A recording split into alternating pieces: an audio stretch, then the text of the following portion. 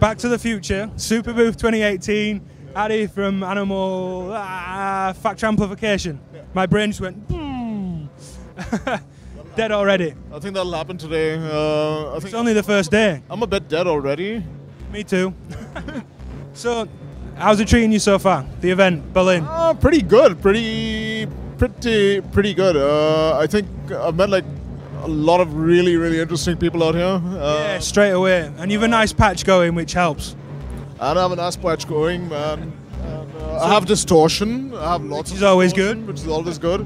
So we met last year, checked out the pedals, and you were looking at the time to get into Euro modules with the Pit Viper, now Baron Semedy or Samdi as I got pulled on. I actually didn't know. I realized that when you typed it out. Someone commented, and I was like, I'm sure this is what they say. Samdi, yeah. I didn't think about it. I kept saying Samedi, and then it's like you so said. Yeah. I really like the modules, which there's videos of coming soon from me. Greg holding the camera likes the pedals. Yep. Win-win-win. The God Eater module is going to be released as a module this year for sure. Brilliant. A few people were asking for that. Yeah, a few people asked for that, yeah. So it looks like we've also prototypes, some of the pedals, gear. What's going on? Well, right now I'm running this loop from the Tanzmaus into the Baron Samdi to get me a little. I don't even know what that is. It almost sounds like a bass line. It kind of sounds like it's got an oscillator in there. Yeah, but that's just the pedal right now.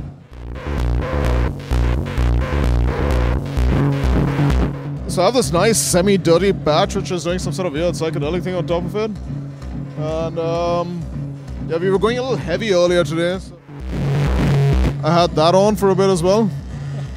The Baron meets the God Eater. Yeah. But then I've got this this patch happening over here. I don't have an oscillator in my rack yet. So I just built my first rack this morning. Okay, wow. Today. Good. I have crossed over officially to the dark side. These are the two modules you already know in their final production version. So there's the Baron Samdi, which is being fed a sequence from the Korg SQ1 over here. It's really nice with these two modules that they actually sound very different. You get lots of flavors of fuzz and distortion that are all kind of the same. This can get very amp-like. It's not plugged in right now because I have the Coma Reactor, which is my new delay pedal, delay module. Okay. Working as an oscillator almost. The noise source that we're hearing. Yeah. I haven't connected the CV to this module yet, because then it sounds something like.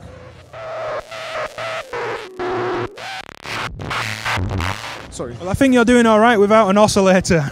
Yeah, who needs oscillators and why? Yeah, why bother? Yeah, so that is basically, the input isn't connected. It's just the output from the module with the feedback cranked all the way up.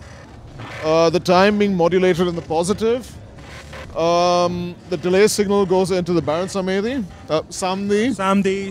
Now that we know. The new Moog and Moog. Yeah. It's going into the Baron Samdi, which is being also modulated with a different sequence, going back to the FX return. I mean, it's distorted and noisy, but it's still dynamic. There's still a lot of color changes in there. From the Buchla 110 style VCA, quad VCA. So we've got the new quad Buchla 110 gate, did you say? Yep.